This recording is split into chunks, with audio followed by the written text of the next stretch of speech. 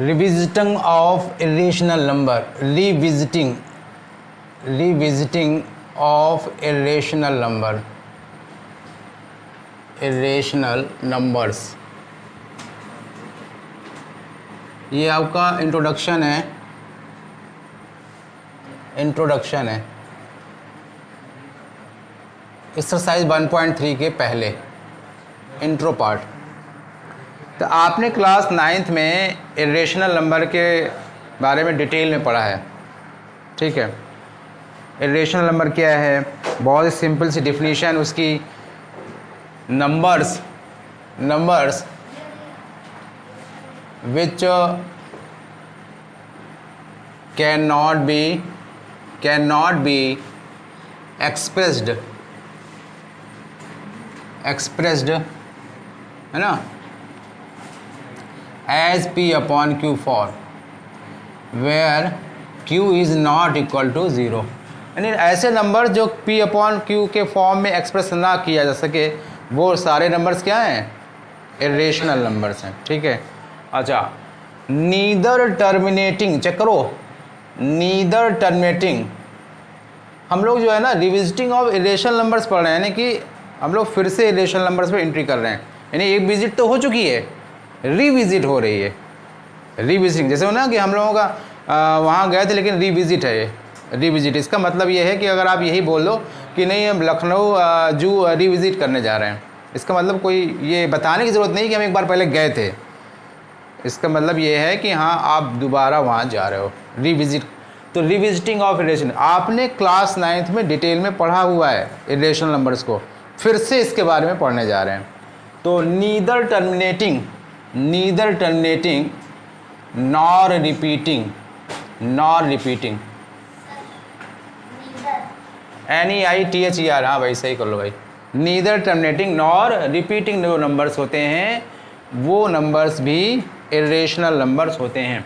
अब neither terminating nor repeating ऐसे numbers, जैसे बहुत सारे एग्जाम्पल दिया सकते हैं। फॉर एग्जाम्पल इस कैटेगरी में कौन कौन से नंबर्स हो सकते हैं, एग्जाम्पल्स में 1.01 2 3 0 5 कुछ भी लिख दो भाई, 0 1 2 है ना, 3 हुआ, 00 हुआ, कुछ भी, एंड सो ऑन लिखना। ये लिखना बहुत ज़रूरी है, क्योंकि अगर आपने 3 डॉट्स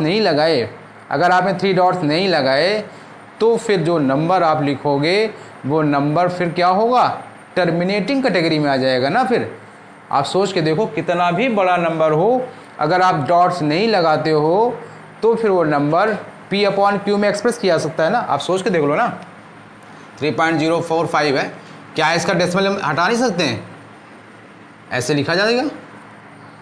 तो ऐसे नंबर जो 3 डॉट्स से जो टर्मिनेटिंग नहीं है, रिपीटिंग नहीं है, उसको हमें डॉट्स फॉर्म में लिखना होगा, ठीक है।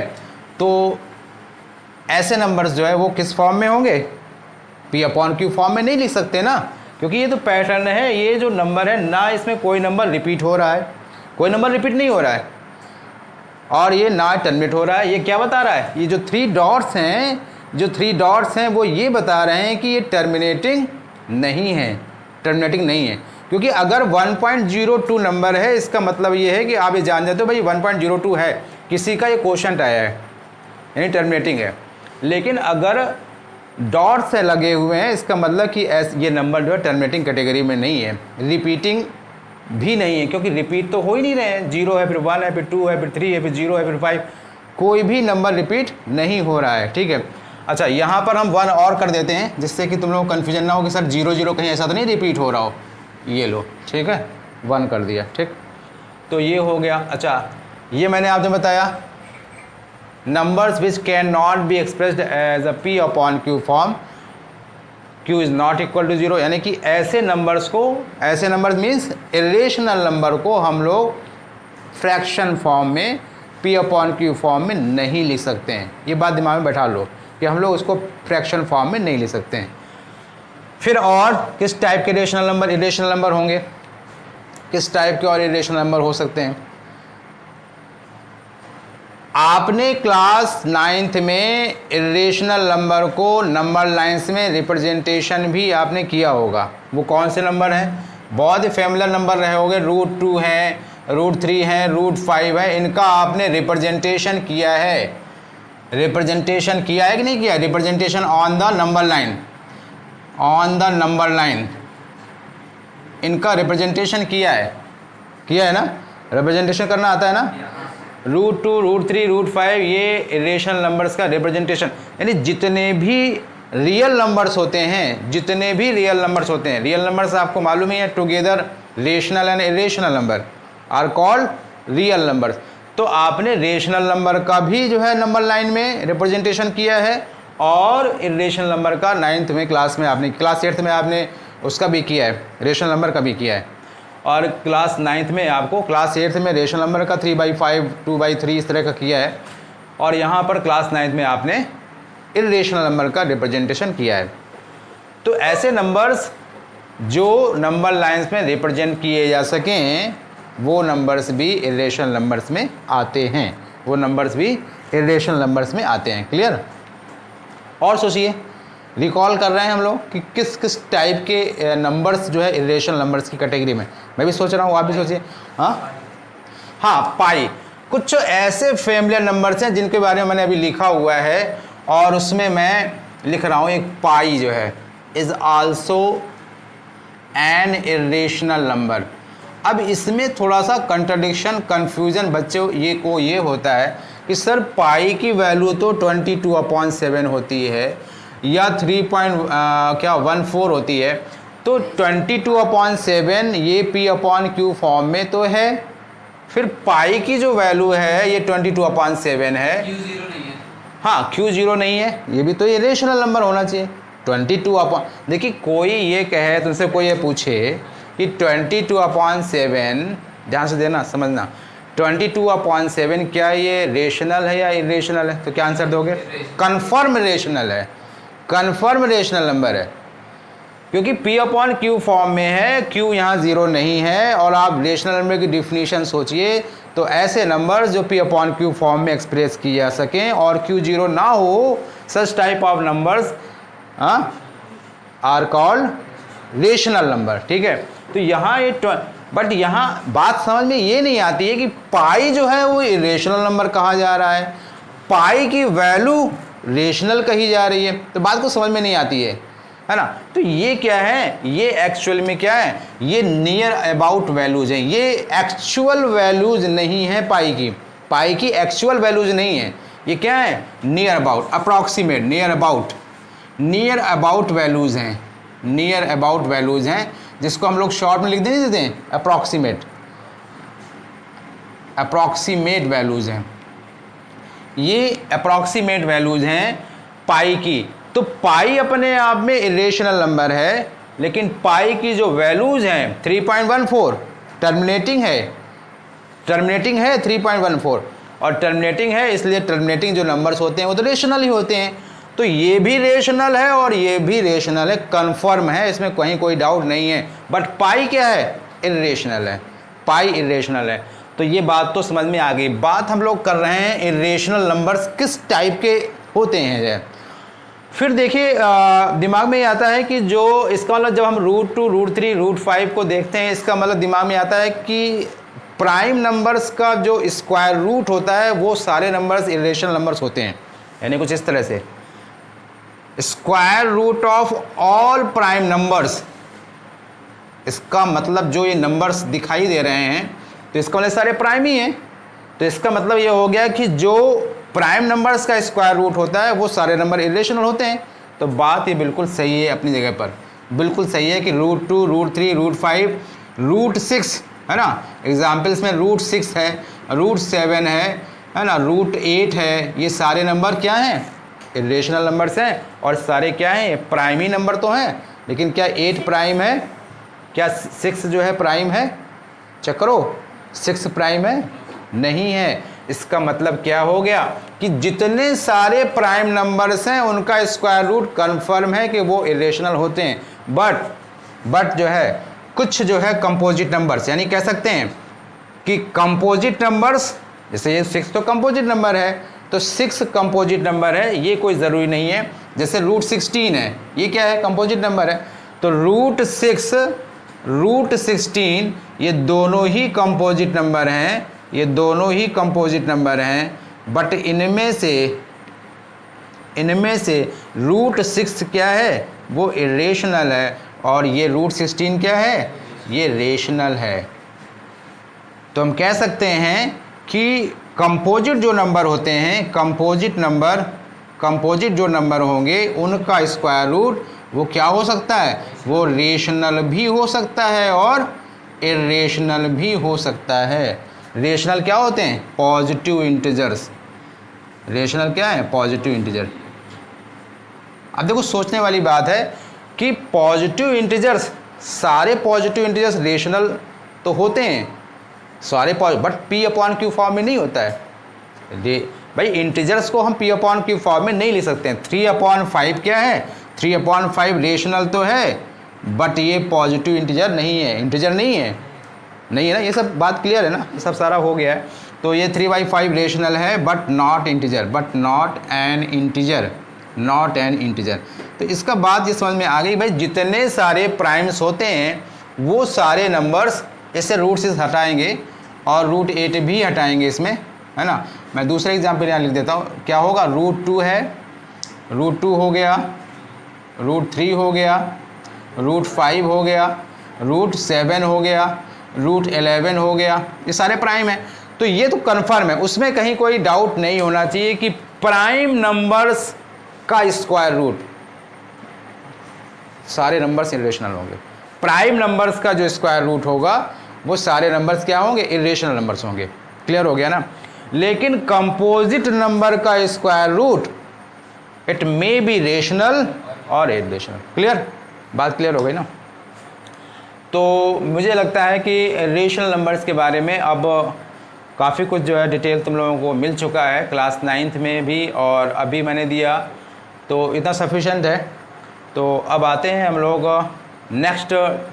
हाँ, अब जो हम लोगों को करना क्या है, इस क्लास की बात तो मैंने किया ही नहीं, ये तो क्लास 9th में हम लोगों ने एक तरह से ना रिविज़िट किया है। ये चीज़ हम लोग सब पढ़ के आए हैं, ये सब हम लोगों ने पढ़ा है, ये सब चीज़ें हम लोगों ने पढ़ी हैं। बस मैंने क्या किया, एक बार आपको फील करा दिया है, फिर से एक बार क्या रिव्यू हो गया, ताज़ा हो गया ना तुम लोगों का। ऐसा कुछ नहीं है इसमें तुम लोगों ने पढ़ा नहीं, तुमने इरेशनल नंबर का रिप्रेजेंटेशन भी किया है। रूट 2 रहा करता था, तो मैंने बताया आप लोगों को रूट 2 को रिप्रेजेंट करने के लिए क्या करते थे, नंबर लाइन ड्रॉ करते थे, फिर यहाँ पर ये हो गया, फिर इसके बाद में रूट 2 को हम लोग ब्रेक करते थे, क्या रूट 2 को ब्रेक करते थे ना। हाँ 1+1 और इसके बाद फिर 1 यहाँ पर ये हो गया, फिर इसके बाद में इस पर 90 डिग्री बना करके जो है ना कंपास से, और 90 डिग्री बनाने के बाद फिर इसमें 1 यूनिट ही, क्योंकि ये जो है ना, ये जो 1 है यहाँ पर हम 1 यूनिट कट करते थे, जितनी डिस्टेंस ये होगी उतनी ही तो ये होगा। और फिर इसके बाद में यहाँ से, हाँ फिर यहाँ से हम जो इसको मिलाते थे ना, ज्वाइन कर देते थे, और फिर taking this distance as a compass, इन्हें कंपास में लेते थे, और इसके बाद में फिर ये आपका रूट 2, ये जो पॉइंट होता है पर्टिकुलर क्या रूट 2 पॉइंट होता था। और फिर इसका वेरिफिकेशन भी मैंने बताया था, ये पाइथागोरस लगा करके जो है perpendicular square plus base square is equal hypotenuse square, बताया मैंने ये सारी चीज़ें। ये ए है, मान लीजिए बी हो गया, और फिर इसके बाद में क्या O B square is equal O A square plus A B square, और इस तरह से रूट 5, ये सारी चीज़ें मैंने आपको बताई। तो ये क्लास 9th की सारी चीज़ें मैंने आपको फिर से रिकॉल करा दिया है, आपको ये क्लियर हो जाना चाहिए, ठीक है। और अब हम लोग क्लास 10th में क्या पढ़ने जा रहे हैं रेशनल नंबर के बारे में, ये चीज़ आप थोड़ा सा समझिए। क्लास 10th में जो हम लोगों को पढ़ना है वो पढ़ना है क्या, हम लोग प्रूव करेंगे कि भैया हम लोगों ने तो मान लिया था कि रूट 2 इरेशनल नंबर है, रूट 3 इरेशनल नंबर, इसको हम लोग प्रूव करेंगे। तो हम लोग क्या करने जा रहे हैं, prove root 2, root 3, root 5 and जितने भी सारे नंबर्स हैं इनको तो क्या प्रूव करने जा रहे हैं, इरेशनलिटी प्रूव करने जा रहे हैं, है ना। इरेशनलिटी हम लोग प्रूव करेंगे, so pause the video to write it down. देखिए, जो इरेशनलिटी प्रूव करना है, उस इरेशनलिटी को प्रूव करने के लिए पहले कुछ एक थ्योरम, बहुत इंपॉर्टेंट थ्योरम है, इस थ्योरम को हम लोग कर लेते हैं, प्रूव कर लेते हैं, ठीक है, क्लियर। तो देखते हैं थ्योरम। वैसे ये थ्योरम आपके एग्ज़ाम में नहीं आएगी, लेकिन फिर भी इसका जो कॉन्सेप्ट है वो आपको आना चाहिए। क्लियर? तो क्या है इसका concept? Let P be a prime number. Let P be a prime number. Let P be a prime number. If P divides a square, if P divides a square, then P divides A. Let P be a prime number. Let P be a prime number if P divides A square। बहुत ध्यान समझना भाई, examination में important नहीं है but concept इसका बहुत important, और इस कॉन्सेप्ट का यूज़ हम लोग किस में करेंगे? इरेशनलिटी को प्रूव करने के लिए करेंगे। तो late P be a prime number if P divides A square then P divides A, where A is any positive integer. देखिए भाई कैसे इसका सॉल्यूशन करेंगे। करें कि लेट P एक प्राइम नंबर है, P एक प्राइम नंबर है, आपको प्राइम नंबर के बारे में मालूम है। करें अगर वो प्राइम A स्क्वायर को डिवाइड कर ले जाता है तो वही प्राइम A को भी डिवाइड कर लेगा, जहाँ A क्या है? एक पॉजिटिव इंटीजर है। ठीक है, तो इसमें हम लिखेंगे A since A is any positive integer. A क्या है? A कोई पॉजिटिव इंटीजर है, एंड जो गिवन है स्टेटमेंट उसके अकॉर्डिंग क्या है? एक P डिवाइड्स A स्क्वायर। ठीक है, देन P डिवाइड्स A। जरा ध्यान दीजिए, हम A को कुछ इस तरह से लिख सकते हैं P1, P2, P3 and so on Pn। यानी A एक ऐसा, आपको मालूम होगा भाई fundamental theorem of arithmetic, every composite number can be expressed as a product of primes. यानी जो एक पॉजिटिव इंटीजर है, हम इसको थोड़ी देर के लिए मान लेते हैं, थोड़ी देर के लिए क्या यहाँ पर एज अ कंपोजिट नंबर है। ए क्या है यहाँ पर? Composite number, not prime. ध्यान देना, बहुत ध्यान समझने की जरूरत है भाई। ए एक कंपोजिट नंबर है क्योंकि प्राइम के तो फैक्टर ही नहीं होंगे, प्राइम के फैक्टर तो खुद अपना होता है, 1 से कैंसिल होता है। तो एक ए जो है, ए यहाँ पर ऐसा पॉजिटिव इंटीजर है, a type of composite number. ये ए क्या है? Composite number. A positive integer कहा गया है, और ए पॉजिटिव इंटीजर है, वो कौन सा नंबर है? कंपोजिट नंबर है। तो ए अगर कंपोजिट नंबर है और पी प्राइम नंबर है, यानी ए के factor P1, P2, P3, Pn लिख सकते हैं। और अगर ए स्क्वायर है, अगर मैं इसमें करूं तो ए स्क्वायर इज इक्वल क्या होगा? P1, P2, P3, Pn, ऐसा स्क्वायर हो जाएगा। या इसको हम ऐसे भी लिख सकते हैं P1 square, P2 square, P3 square and Pn square, ऐसे लिख सकते हैं ना। ध्यान दो, वो ये कह रहा है if P divides A square, अगर P जो प्राइम है वो A स्क्वायर को डिवाइड करता है। P एक प्राइम है, P जो प्राइम नंबर है, सोचो P एक कोई ऐसा प्राइम, एग्जाम्पल भी दूंगा अभी। P कोई एक ऐसा प्राइम है जो A स्क्वायर को डिवाइड करता है। A स्क्वायर को डिवाइड करेगा भैया, तो इसको भी तो डिवाइड करेगा, इसको भी तो डिवाइड करेगा ना, इसको भी डिवाइड करेगा। अगर P डिवाइड करता है A स्क्वायर, क्योंकि A स्क्वायर इज इक्वल ये हुआ है, ठीक है, क्योंकि A इज इक्वल ये था। A क्या है? कंपोजिट नंबर है। अरे कोई भी कंपोजिट नंबर सोच लो, कोई भी कंपोजिट नंबर 16 है, 16 कंपोजिट है ना, 16 कंपोजिट है तो 2 × 2 × 2 इस तरह से होगा ना, इसमें 4 × 2 होगा। तो कोई भी कंपोजिट नंबर है उसको हम लोग प्राइम नंबर्स के प्रोडक्ट में एक्सप्रेस कर सकते हैं। यही तो हमारी FTA भी बताती है, जो FTA थ्योरम हमको बताया है वही तो कहती है every composite number can be express as a product of prime, this factorization is unique apart from their order in which theorem याद करिए, apart from their order in which prime factor occur, ठीक है।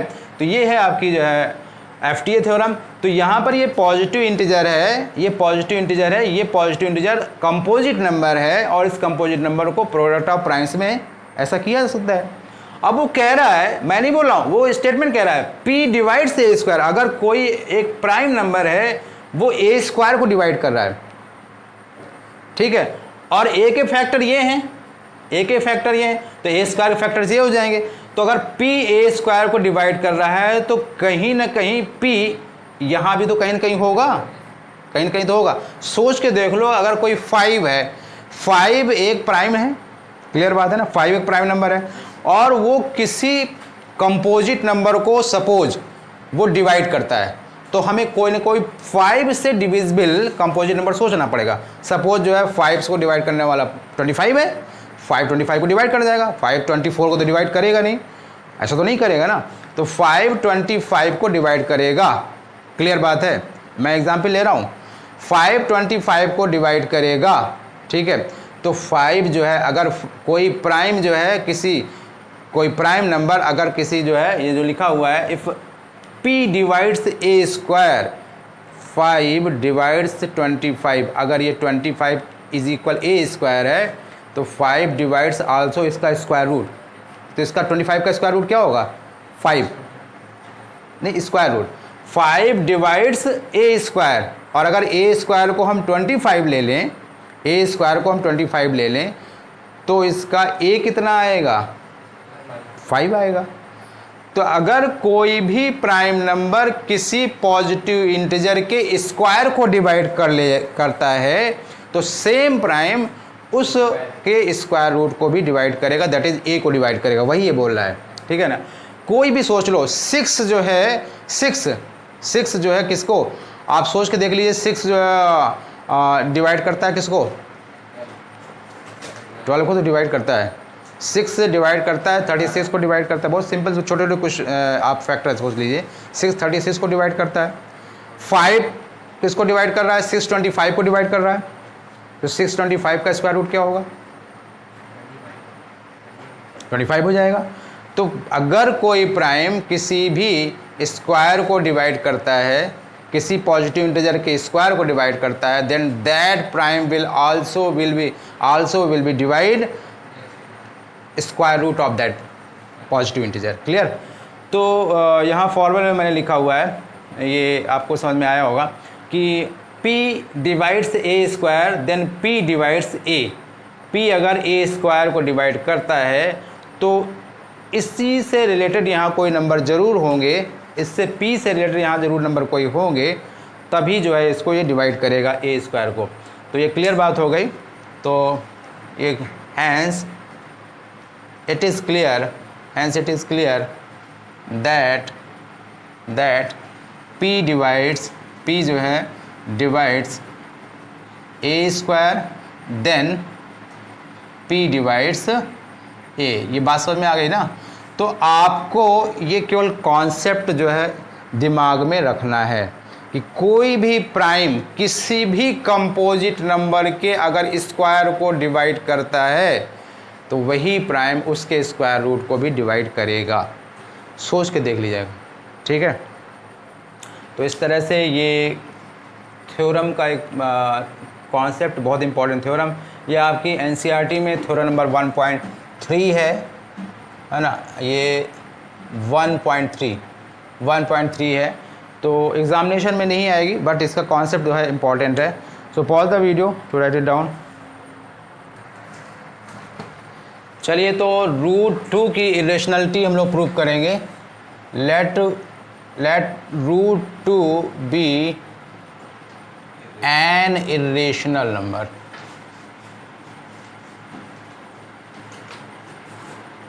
ध्यान समझिएगा, बहुत important, क्योंकि इसी पर बेस्ड है कोई भी इरेशनल नंबर की इरेशनलिटी आप प्रूव कर सकते हो। √3, √5, √6, √11, √13 एंड सो ऑन। अगर आपने ये समझ लिया, बहुत ध्यान समझना, अगर ये समझ लिया तो आप किसी भी इरेशनल नंबर की इरेशनलिटी को प्रूव कर सकते हैं, ठीक है।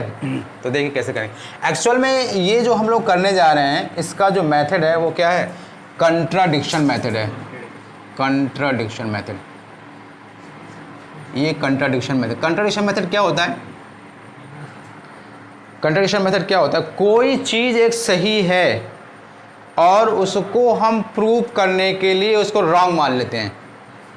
कोई एक सही है, यानी राइट स्टेटमेंट को अपना प्रूफ शो करने के लिए रॉन्ग लेट कर लेते हैं। राइट स्टेटमेंट है भाई, ये सभी जानते हैं, रूट टू इरेशनल है, ये सभी जानते हैं क्योंकि क्लास 9 से हम पढ़ के चले आ रहे हैं। तो एक राइट स्टेटमेंट या राइट मैथमेटिकल कोई भी कुछ भी है ना, उसको कॉन्सेप्ट है, थ्योरम है, उसको हमें प्रूव करना है, राइट स्टेटमेंट है, उसको प्रूव करने के लिए हम क्या करते हैं, उसको थोड़ी देर के लिए क्या करते हैं, वो रॉन्ग लेट करते हैं, लेट रॉन्ग। और जब रॉन्ग हम लेट कर लेंगे तो जब ऑब्वियस है अगर रॉन्ग लेट करेंगे तो हमें उसको प्रूव करने में कुछ मैथमेटिकल जो है स्टेटमेंट मिलेंगे, और वो जो मैथमेटिकल स्टेटमेंट मिलेंगे वो कहीं ना कहीं से वो रॉन्ग जो है शो हो रहे होंगे। रॉन्ग जो है उनका जो रिजल्ट होगा वो रॉन्ग रिजल्ट दिखाएगा। तो जब रॉन्ग रिजल्ट दिखाएगा तो हम लोग एक्सक्यूज़ करते हुए कि ये जो है ना, जो रॉन्ग आ रहा है, ये हम लोगों के रॉन्ग, ये जो रॉन्ग रिजल्ट शो हो रहा है ये हम लोगों को किस वजह से हुआ है, this arises by assumption, wrong assumption जो है। ठीक है, तो इस तरह से ये है। तो देखते हैं, स्टार्ट करते हैं। Let root two be an irrational number, तो इसको प्रूव करेंगे, prove let root two be a rational number, let root to be a rational number। ठीक है, लेट अस अज्यूम, कुछ भी आप लैंग्वेज अलग अलग हो सकती हैं, उस पर मार्क्स डिडक्ट नहीं होते हैं।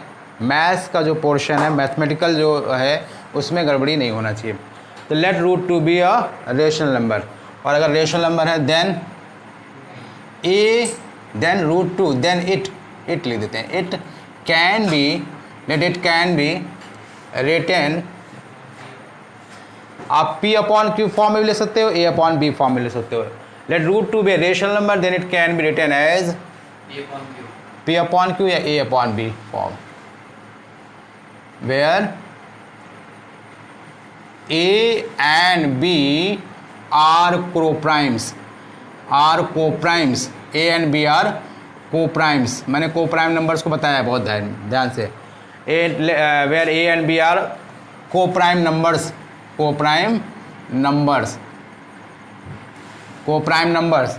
and B is not equal to 0।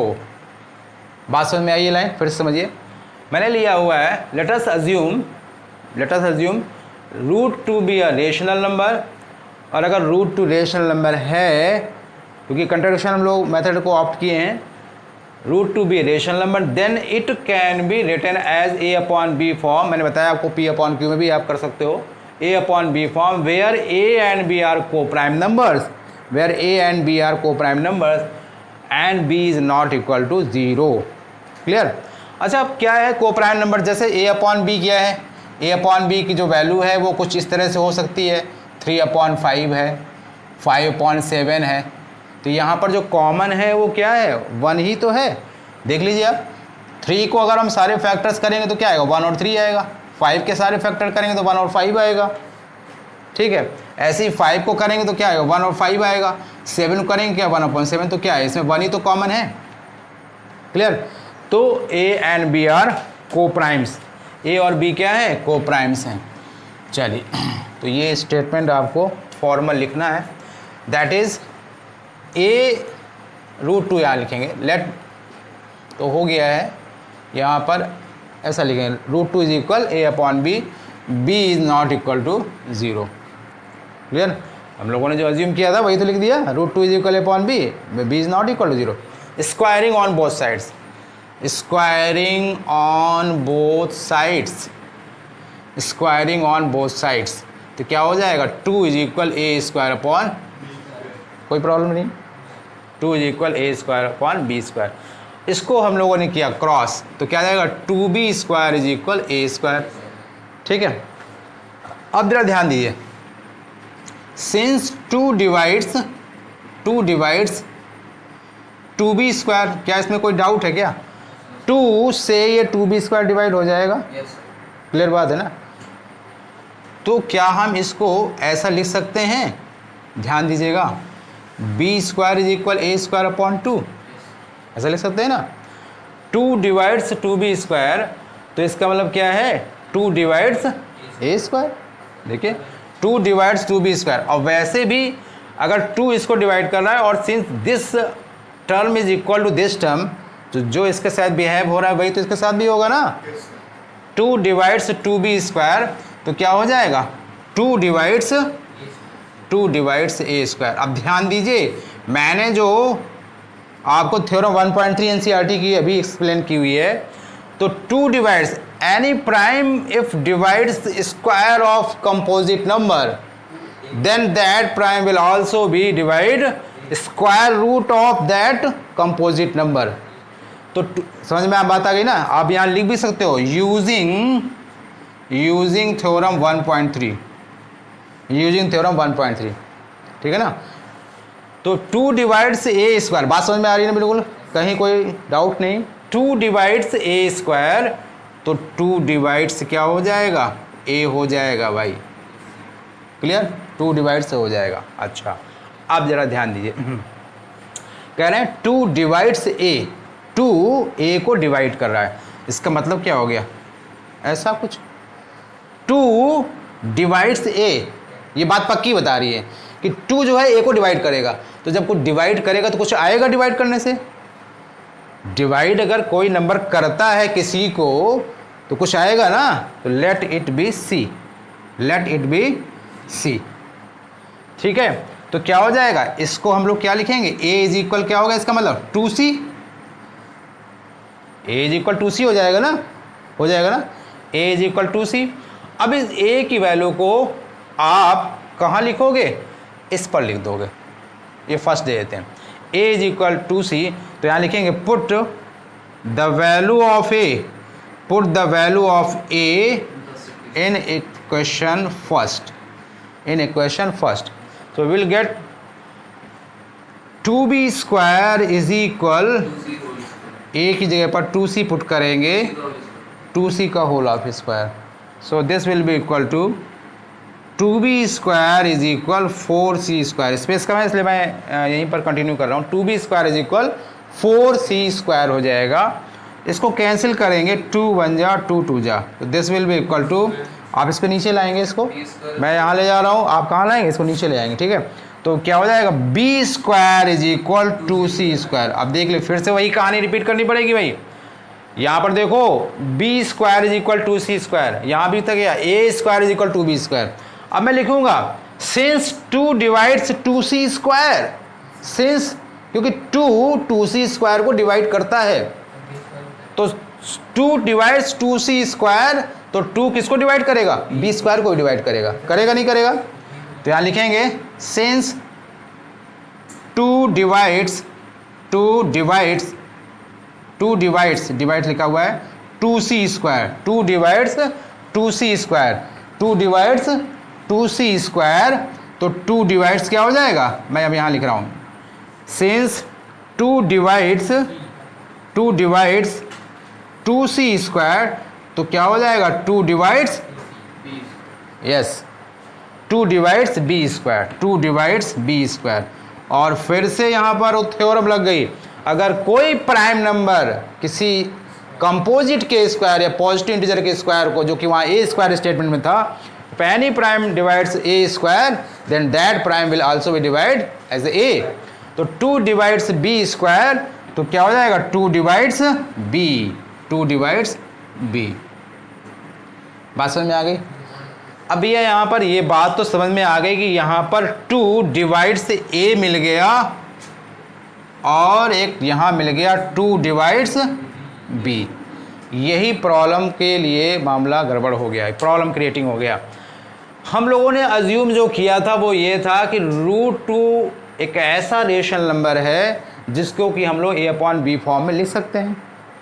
और जहाँ पर a और b ऐसे कोप्राइम्स हैं, मैंने यहाँ लिखा नहीं है, where a and b are coprime numbers, that is, यहाँ थोड़ा सा मैं चेंज कर रहा हूँ, that is no common factor, no common factor other than one, and लिख देता हूँ and b is not equal to 0। ये भी तो था ना, मैंने रेस किया हुआ है। बात समझ में आई नहीं? फिर से स्टेटमेंट मैं फिर से एक्सप्लेन कर दूंगा। Let root two be a rational number, आप थोड़ा सा स्टार्टिंग में कुछ चेंज कर सकते हो, कोई प्रॉब्लम है। Let us assume root two be a rational number, ठीक है। Then let root two be a rational number, then it can be written as a/b form where a and b are coprime numbers, that is coprime कैसे हैं? Coprime number ऐसे हैं जैसे no common factor other than one, यानी कि a और b के कोई और कॉमन फैक्टर नहीं है, केवल वन ही है। a और b में कोई कॉमन फैक्टर नहीं है, केवल वन ही है, केवल वन ही है। No common factor other than one, and b is not equal to 0, b is not equal to 0, b is not equal to 0। तो that is root two is equal a/b, b is not equal to 0, squaring on both side. देखिए जो मैंने आपको explain किया है, इसी rational number को root two के अकॉर्डिंग आप सारे रेशनल नंबर आप प्रैक्टिस करेगा, सारे रेशनल नंबर आप कर सकते हो सॉल्व। तो root two is equal a/b, b is not equal to 0, squaring on both side, 2 is equal a² b², 2b² is equal a²। और ये बात क्लियर है कि 2 डिवाइड्स 2b², 2 डिवाइड्स, भैया 2b² को 2 तो डिवाइड कर देगा ना, कर देगा ना। तो 2 डिवाइड्स 2b², 2 डिवाइड्स 2b², और अगर 2 डिवाइड कर ले जाता है 2b² को, तो 2a² को भी डिवाइड कर देगा। तो 2, और मैंने यहाँ लिखा है, दिखाया भी है, b² इज इक्वल a²/2 लिख सकते हैं। तो इसका 2 डिवाइड्स a², ठीक है। तो 2 डिवाइड्स a², अब यहाँ से ही हमारी थ्योरम हो गई स्टार्ट। इसी पर थ्योरम अप्लाई हुई है कि अगर प्राइम नंबर किसी के स्क्वायर को, कंपोजिट के स्क्वायर को डिवाइड करता है, तो वही प्राइम उसके स्क्वायर रूट को भी डिवाइड करेगा। यही तो स्टेटमेंट था, p divides a², then p divides a, ठीक है। तो 2 डिवाइड्स a², तो 2 डिवाइड्स a, यूजिंग थ्योरम 1.3। अब इसको मैंने लिख दिया कि अगर 2 डिवाइड्स a, इट मीन्स क्या होगा, 2 divides a, 2 divides a, it means a/2। और अगर ऐसा है तो कुछ नंबर मिलेगा इससे, और वो सपोज लेट कर लिया मैंने, लेट c, तो a इज इक्वल क्या होगा 2c। आप कोई भी कांस्टेंट यहाँ ले सकते हो, जरूरी नहीं कि आप c ही लो, k भी कुछ लोग अज्यूम कर लेते हैं। तो late a is equal 2c हो जाएगा। अब इस a की वैल्यू को, अब आप जब 5 को करोगे प्रूव, रूट 5, तो यहाँ पर क्या आएगा, आप यहाँ पर 5 आएगा। यहाँ पर जब आप 6 को करोगे तो यहाँ 6 आ जाएगा।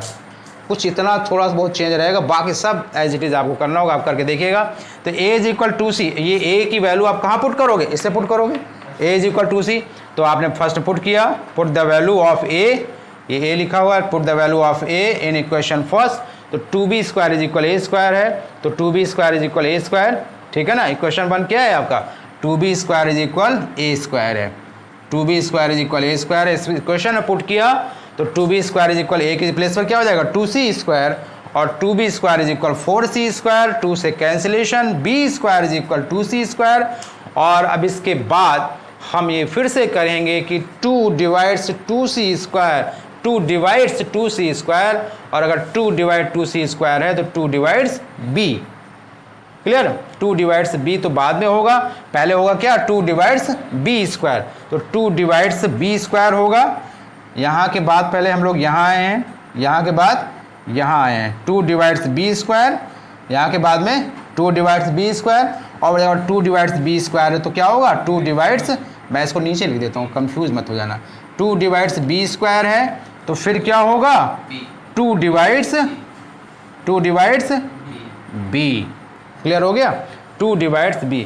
और इस तरह से अब क्या हुआ कि एक नया नंबर आपको दिखाई दे गया a और b को डिवाइड करने के लिए, वो कौन सा 2, जबकि हम लोग क्या मान के चले थे कि a और b को डिवाइड करने वाला कोई और नहीं है, 1 ही है, 1 ही उसका कॉमन है। यहाँ पर तो एक हम लोगों ने, ये ऐसा क्यों हुआ, क्योंकि हम लोगों ने रॉन्ग अजम्पशन किया है, मिस्टेक हुई, तो यहाँ से ये मैथमेटिकल जो है एक मिस्टेक जो है का उसका जो है दुष्प्रभाव आ गया, देख रहे हो ना।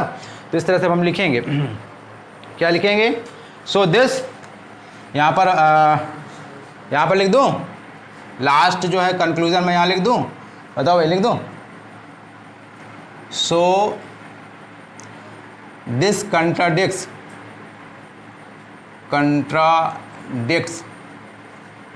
fact, है ना, दिस कंट्राडिक्स फैक्ट दैट, ये जो कंट्राडिक्ट है वो किस बेस हो रहा है, by our wrong assumption. So या हैंस, सो हो गया तब हैंस कर दीजिए, hence root two is not an नहीं लिखेंगे, root two is not rational